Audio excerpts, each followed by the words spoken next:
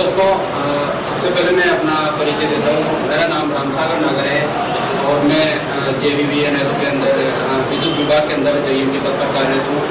अभी 2 साल पहले ही 2018 में वैकेंसी आई थी, उसके अंदर मेरा चयन हुआ था। और मैं आपसे अभी इस कोरोना महामारी के दौर में आप लोगों को ऑनलाइन क्लासेस अवेलेबल करवा रही है।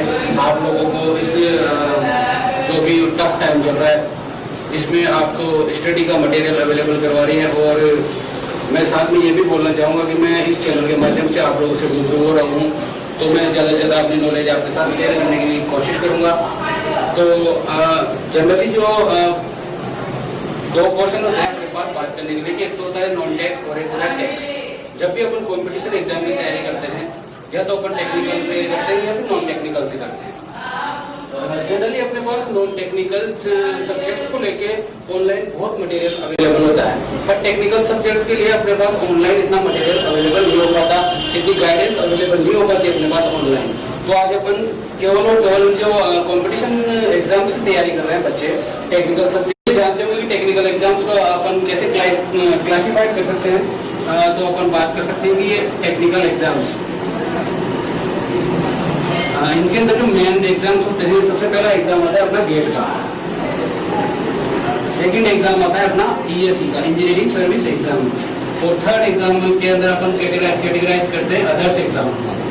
अदर्स के अंदर अपना सबसे पहला जो अदर्स के अंदर अगर अपन एग्जाम्स की बात करें तो more than 97% student others exam को क्रैक करते हैं, और लेस देन 1% अपने जो स्टूडेंट्स होते हैं वो ESE को एग्जाम्स को क्रैक करते हैं, और लेस देन 2% अपने गेट एग्जाम को क्रैक करते हैं। क्योंकि गेट एग्जाम का क्वेश्चंस का लेवल बहुत हाई लेवल का होता है।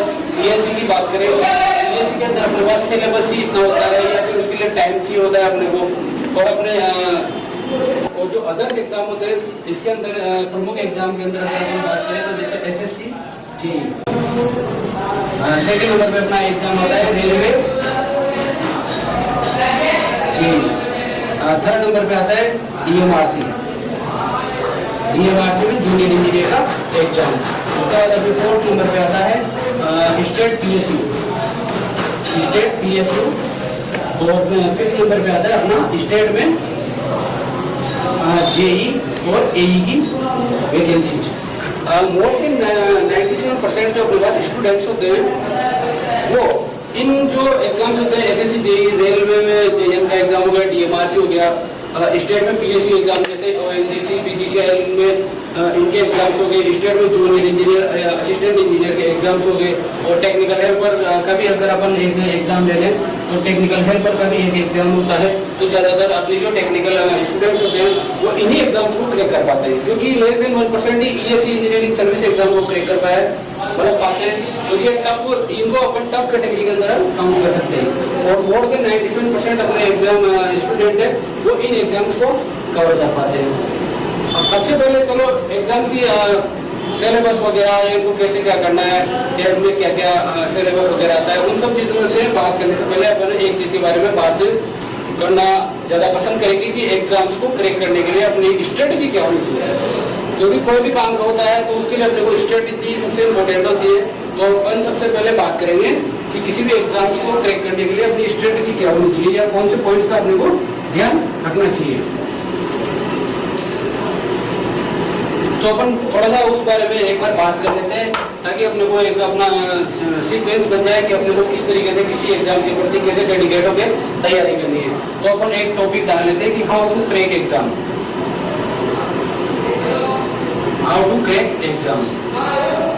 किसी भी एग्जाम को क्रैक करने के लिए जहाँ तक मुझे लगता है कुछ पॉइंट्स की आवश्यकता होती है। सबसे पहले जो इम्पोर्टेंट पॉइंट है वो है know about your exams.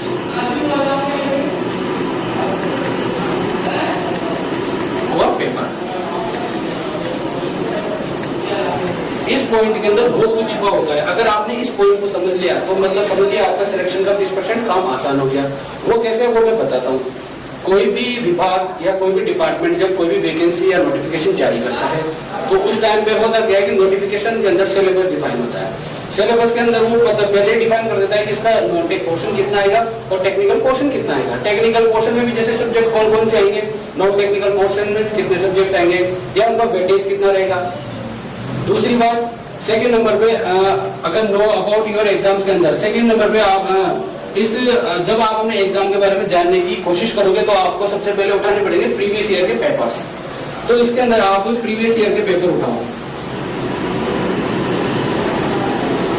Previous year के पेपर उठाओ।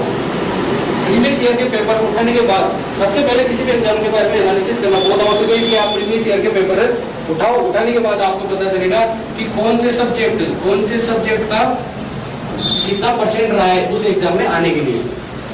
सब्जेक्ट वाइज आपको एनालिसिस करना बहुत आवश्यक है कि मेरे जो एग्जाम है, जैसे जेईई का एग्जाम है, तो इसके जो पेपर आ रहा है इसके अंदर कौन सा सब्जेक्ट कितना परसेंटेज आ रहा है। फॉर एग्जाम्पल अपन बात करते हैं जैसे जेईई का एग्जाम है, तो अपने पास पुराने पेपर को, प्रीवियस ईयर को पेपर को देखते हुए हमें ये एनालिसिस करना बहुत आवश्यक है कि मेरे नेटवर्क थ्योरी कितनी परसेंट आ रही है या कितने सवाल आ रहे हैं, लगभग हर साल रिपीट हो गए, मशीन कितनी आ रही है, पावर सिस्टम कितना आ रहा है, मेजरमेंट कितना आ रहा है, एनालॉग कितना आ रहा है, डिजिटल। तो सब्जेक्ट वाइज एनालिसिस करना बहुत आवश्यक है अपने लिए। बिना अपन एनालिसिस के अगर अपन रेंडमली चलेंगे कि नहीं यार टेक्निकल लिख दिया उन्होंने और मैं टेक्निकल को एक तरफ से पढ़ने लग जाऊं, तो अपने लिए सिलेक्शन का दायरा कभी भी निर्धारित नहीं कर सकता। तो इसलिए किसी भी एग्जाम के लिए पहले आपको प्रीवियस ईयर पेपर से अपन को ये डिसाइड करना पड़ेगा, सब्जेक्ट वाइज एनालिसिस करना पड़ेगा कि कौन सा सब्जेक्ट कितने परसेंटेज वेटेज रखता है उसके अंदर। दूसरी बात, फिर प्रीवियस ईयर के अंदर पेपर के अंदर अपने को लेवल ऑफ क्वेश्चंस,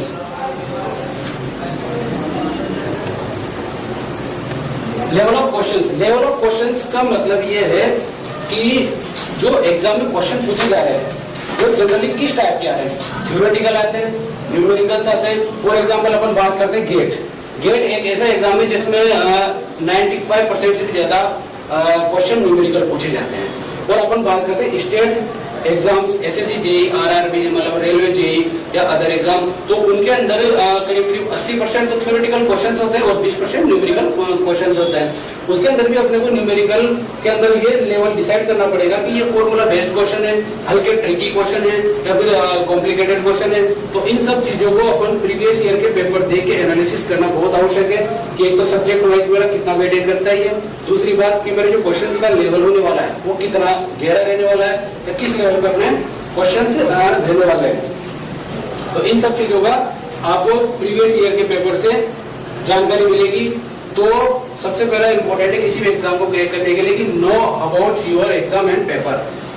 अपने एग्जाम जिस पेपर की है, जिस एग्जाम की आप तैयारी कर रहे हो, सबसे पहले उसके बारे में जानो, उसमें कैसा से उसका नॉन टेक पोर्शन क्या है, टेक्निकल पोर्शन क्या है, उसके प्रीवियस पेपर उठाओ, सब्जेक्ट वाइज एनालिसिस करो, उसका परसेंटेज क्या है सब्जेक्ट का, मुझे किस सब्जेक्ट को अगर वो एग्जाम में ज्यादा आ रहा है तो उसको ज्यादा समय देना है। और लेवल ऑफ क्वेश्चंस का पता करो कि इस क्वेश्चंस में जनरली कौन से सेक्शन से क्वेश्चंस उठ रहे हैं और कितने क्वेश्चंस का लेवल क्या है, टफ है, इजी है, मॉडरेट है, जो भी है वो आपको डिसाइड करना है। तो ये तो हो गया आपने, ठीक है, आपने एग्जाम के बारे में जान लिया। एग्जाम के बारे में जानते आपका क्या कॉन्फिडेंस हाई हो गया कि नहीं यार जिस एग्जाम की मैं तैयारी कर रहा हूँ ना उस एग्जाम के बारे में मेरे को पता है कि एग्जाम में आने वाला क्या है और एग्जाम में मुझे करना कैसे है, मुझे नई चीजें फेस करनी नहीं पड़ेगी। दूसरी बात आती है किसी भी एग्जाम को क्लियर करने के लिए, वो होती है रेगुलरिटी। किसी एग्जाम को नहीं, अपने किसी भी काम को करने के लिए रेगुलरिटी बहुत आवश्यक है। आपकी स्टडी चाहे 6 घंटे करो, 8 घंटे करो, परंतु उसके अंदर क्या आपको रेगुलर रहना पड़ेगा। रेगुलर आप 6 घंटे स्टडी करो, कोई दिक्कत वाली बात नहीं है। अगर आप मंडे टू फ्राइडे स्टडी करते हो, उसके बाद सैटरडे संडे ऑफ कर लेते हो, ठीक है, कोई बात नहीं, 2 दिन आपने ऑफ कर लिया, आप चीजों को भूलोगे नहीं। उसका गलत इम्पैक्ट यही जाता है कि आप चीजों को भूलोगे तो नहीं, पर आपका कॉन्फिडेंस लो हो जाएगा। जब 2 दिन की गैप के बाद तीसरे दिन कोई भी अगर आपसे कोई क्वेश्चन पूछता है तो आप एकदम फुल कॉन्फिडेंस के साथ जवाब नहीं दे पाओगे, आप हिचकिचाने लग जाओगे। चीजें आपके अंदर है पर आपका कॉन्फिडेंस बिल्कुल डाउन हो गया। तो रेगुलरिटी आपको केवल कॉन्फिडेंस दिलाने का काम करती है कि हाँ मैं रेगुलर चीजों के टच में हूँ और रेगुलर में चीजों को पढ़ रहा हूँ और फिर धीरे धीरे रेगुलरिटी से ही आपका सिलेक्शन डिसाइड होता है। उसके बाद तीसरा आता है इफेक्टिव स्टडी। इफेक्टिव स्टडी के अंदर जो ये वर्ड है इफेक्टिव, ये बहुत इंपॉर्टेंट है क्योंकि अपन क्या है किसी भी एग्जाम को तैयारी करने के लिए अपन जैसे स्टार्ट करते हैं, कोई वैकेंसी है, एग्जाम की तैयारी करनी है, ठीक है चलो कर लेंगे, पर एग्जाम की तैयारी के लिए अपन बहुत सारी किताबें इकट्ठी कर लेंगे कि ये पढ़ना है, वो पढ़ना है, वो पढ़ना है। हमें ऐसा बिल्कुल भी नहीं करना। सबसे पहले सिलेबस देखो। सिलेबस के अंदर आपका एक स्पेसिफाइड रहता है कि इस बुक में से या फिर इस चैप्टर में से ये टॉपिक्स आएंगे। तो आपको इफेक्टिव स्टडी का मतलब यही है कि जो दिया हुआ है ना, जो सिलेबस के अंदर दिया हुआ है वही पढ़ना है। ये नहीं है कि एक तरफ से किताबें ले आया मैं तो बस एक तरफ से पढ़ के, क्योंकि लास्ट में क्या होता है कि चलो एक सब्जेक्ट तो आता नहीं है एग्जाम में, एक लास्ट में कचरा टाइप इकट्ठा हो जाता है। इफेक्टिव स्टडी का मतलब ये होता है अगर आप सिलेक्टेड टॉपिक पढ़ोगे तो आपका टाइम भी बचेगा, आपको चीजें भी कम याद रखनी पड़ जाएगी, और लास्ट में आपका सब कुछ जैसे आप रिवाइज, क्योंकि सबसे ज्यादा दिक्कत कहाँ आती है जब एग्जाम नजदीक आ जाता है, जब रिवाइज करते हैं ना, तो वहाँ पे इस वर्ड का मतलब पता चलता है कि यार मैंने इफेक्टिव स्टडी नहीं की। मैंने क्या किताबों को पढ़ा है, बहुत सारी किताबों को पढ़ लिया, पर मैं अब जब लास्ट टाइम चल रहा है, मेरा रिवीजन का टाइम चल रहा है, तो इस समय पे मैं क्या पढ़ूँ। तो वहां से भी ये सिर्फ चीजें आती है, इफेक्टिव स्टडी काम में आती है। दूसरी चौथे नंबर में आता है अपना टाइम मैनेजमेंट।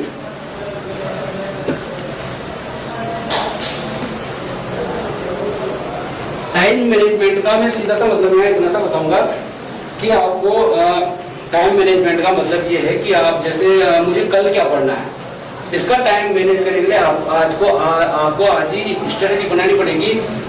सबसे पहली बात तो टाइम मैनेजमेंट का मतलब ये बताऊंगा मैं आपको कि जो आपको कल पढ़ना है ना, उसको आज ही आप डिसाइड कर लो कि मेरे को कल ये टॉपिक पढ़ने हैं और इतना तो मुझे पढ़ना ही पढ़ना है। जैसे कोई मशीन के मुझे 4 टॉपिक पढ़ने हैं और मुझे इसमें 4 टॉपिक से रिलेटेड ये न्यूमेरिकल भी सॉल्व करना है।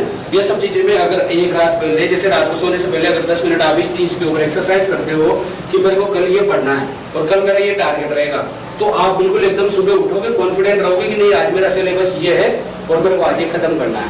इससे होगा क्या कि आपका जो सिलेबस है वो स्मूथली चलता रहेगा। स्मूथली का मतलब है आपका टारगेट है अगले दिन का कि मेरे को 4 टॉपिक पढ़ने और ये जैसे सवाल सोल्व करने आपने किए, बिल्कुल आपके ऊपर कभी भी बर्डन नहीं आएगा। ये तो क्या होता है कि अगर आपका टाइम मैनेजमेंट और आपका सब्जेक्ट मैनेजमेंट नहीं होता तो होता क्या है कि किसी दिन तो 2 टॉपिक पढ़ लिए, अगले दिन आपको 6 पढ़ने पड़ गए, तो आपके ऊपर क्या बर्डन बनता जाता है, ऊपर नीचे होता जाता है।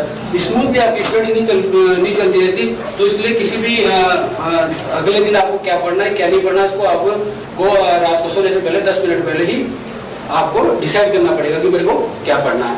दूसरी बात, स्टूडेंट जनरली क्या होते हैं कि हमेशा घबरा जाते हैं कि यार इसमें तो 300 पोस्ट है, 2 लाख बच्चे एग्जाम दे रहे हैं, मेरा कैसे सिलेक्शन होगा।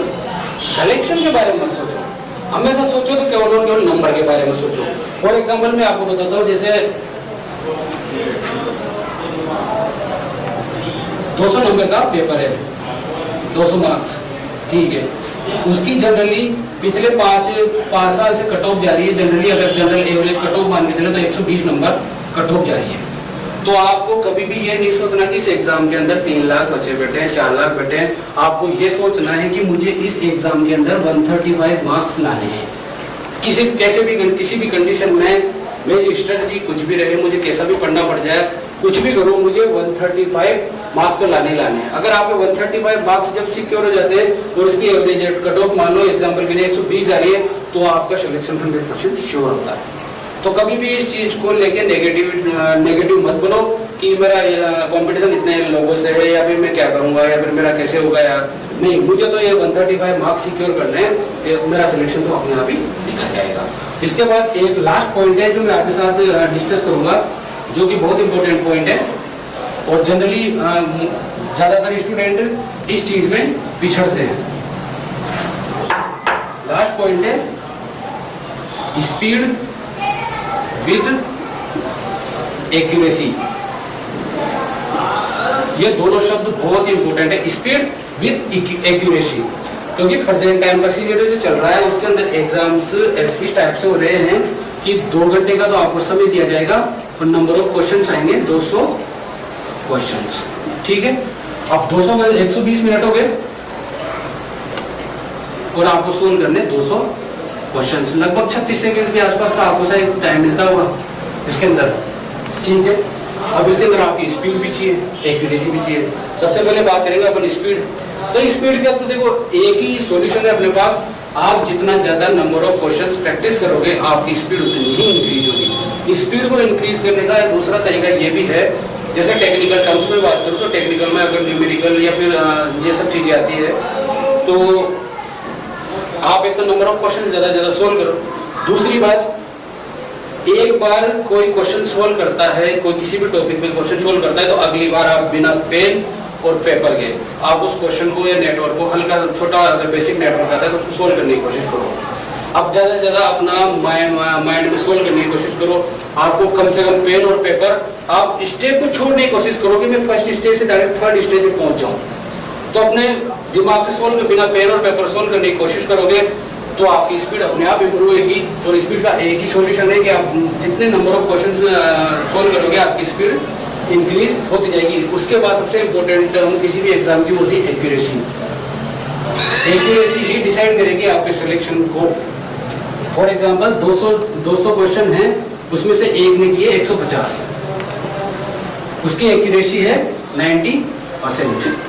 वो एक ने किए 170 200 में से, तो उसकी एक्यूरेसी है 60%। 150 सवाल तो बाहर आने के बाद कहेगा मैं तो 170 करके आया हूँ, मैं करके आया हूँ 185 करके आया हूँ। सामने वाले बंदे को डिप्रेस करेगा कि यार तो 185 करके आया। तो एक्यूरेसी कहाँ पे काम आती है? इसकी एक्यूरेसी को आप इसकी एफिशिएंसी से मल्टीप्लाई करो। नंबर ऑफ क्वेश्चन 135 मार्क्स आ रहे हैं इसके 200 में से, और इसके कितने आ रहे हैं? 27 100। इसका सिलेक्शन हुआ, इसका हुआ ना। तो एक्यूरेसी सबसे इंपॉर्टेंट है। एक्यूरेसी इंपॉर्टेंट करने के लिए अब मैं बताऊं आपको, जैसे 2 घंटे का पेपर है आपका,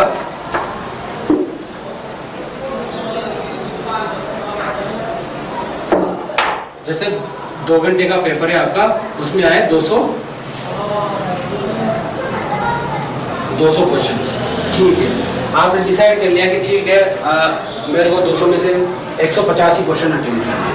स्पीड से मोस्टली टेक्निकल एग्जाम में 150, 155, 160 एग्जाम क्वेश्चन से ज़्यादा अटेंड भी नहीं होते, और 185 अटेंड करने, कोई दिक्कत वाली बात नहीं। 185 अटेंड करने, 150 क्वेश्चन अटेंड करोगे तो आपको लगभग 48 सेकेंड मिलेंगे एक क्वेश्चन को अटेंड करने के।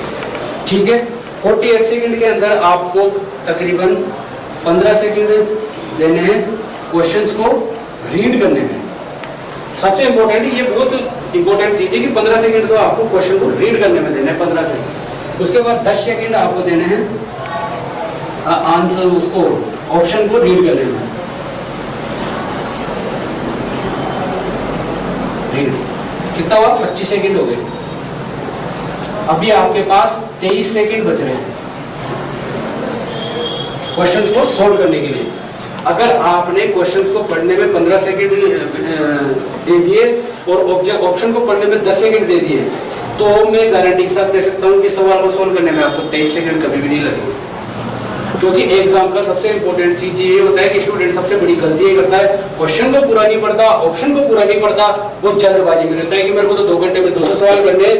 जिस दिन आप ये सीख लोगे कि 15 सेकंड में जो क्वेश्चन पूरा बहुत अच्छे तरीके से पढ़ना है और 10 सेकंड में मेरे को ऑप्शन रीड करने हैं, आपके पास मैं कह रहा हूँ ये 23 सेकंड कभी भी नहीं लगेगा और आपकी एक्यूरेसी हमेशा बहुत टॉप पे रहेगी। मैं खुद मेरा एग्जांपल देता हूँ कि मैंने जब 2018 में मेरा एग्जाम हुआ था, उस टाइम पे 155 के मार्क्स के मैंने क्वेश्चंस अटेंड किए थे, जिसमें से 141 मैंने मार्क्स गेन किए थे। क्यों? क्योंकि जब मेरी एक्यूरेसी अच्छी थी। जब मैं बाहर निकला एग्जाम देके तो लोगों ने बोला हम तो 170 करके आए हैं, 175 करके आए हैं। मैंने सोचा, मैंने कहा यार मैं तो 155 करके आया, हो सकता है फिर तो मतलब मैं बहुत पीछे रह गया हूँ। और मेरे को बताता है मैं जो सवाल करके आया हूँ मैं एक्यूरेसी के साथ करके आया हूँ। और लास्ट में यही हुआ कि जो बोल रहे थे 170 वो रह गए और 155 करने वाला रह गए, मतलब सिलेक्शन हो गया। तो आपको इन सब चीज़ों के पीछे नहीं जाना कि मेरे को नंबर ऑफ क्वेश्चन ज़्यादा से ज़्यादा अटेम्प्ट नहीं करने हैं, ऐसा नहीं सोचना। आपको क्वेश्चन अटेम्प्ट करना है पर विद एक्यूरेसी करना है। अगर आपकी एक्यूरेसी नहीं है तो आपका सिलेक्शन नहीं होगा, अगर आपकी एक्यूरेसी है तो आपका सिलेक्शन अपने आप हो जाएगा। तो समय सबसे इंपॉर्टेंट है ये 15 सेकंड आप क्वेश्चन अच्छे तरीके से रीड करो, 10 सेकंड ऑप्शन अच्छे तरीके से रीड करो। बाकी एग्जाम्स का है, एग्जाम्स बिल्कुल अपने आप को पॉजिटिव रखते हुए तैयारी करो। एग्जाम की कोई भी वैकेंसी आती है तो आपको बिल्कुल SMS ऑनलाइन क्लासेस चैनल के माध्यम से बीच बीच में अवगत करा दिया जाएगा। और जैसे मैं अब बात करता हूँ कि अपने को, जैसे मैं टेक्निकल इलेक्ट्रिकल ब्रांच से हूँ तो मैं पहले टेक्निकल सब्जेक्ट्स की बात करूँगा और टेक्निकल सब्जेक्ट्स को ही आपके सामने अपनी नॉलेज को शेयर करूँगा। तो टेक्निकल सब्जेक्ट्स में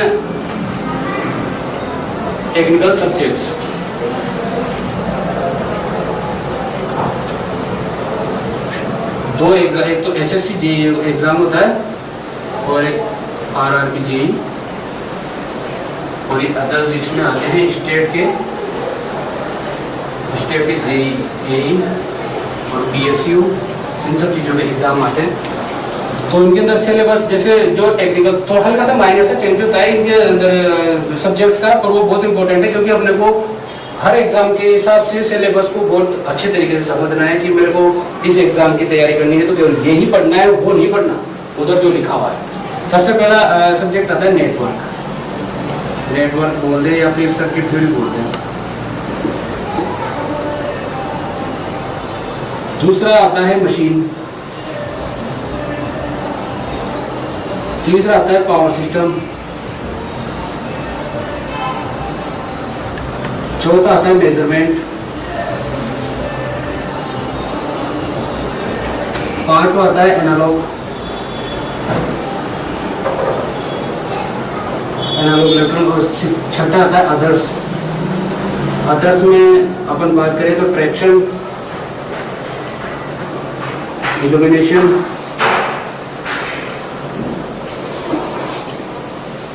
welding, cell, wiring, utilization of electrical energy और एक इलेक्ट्रिकल रूल्स।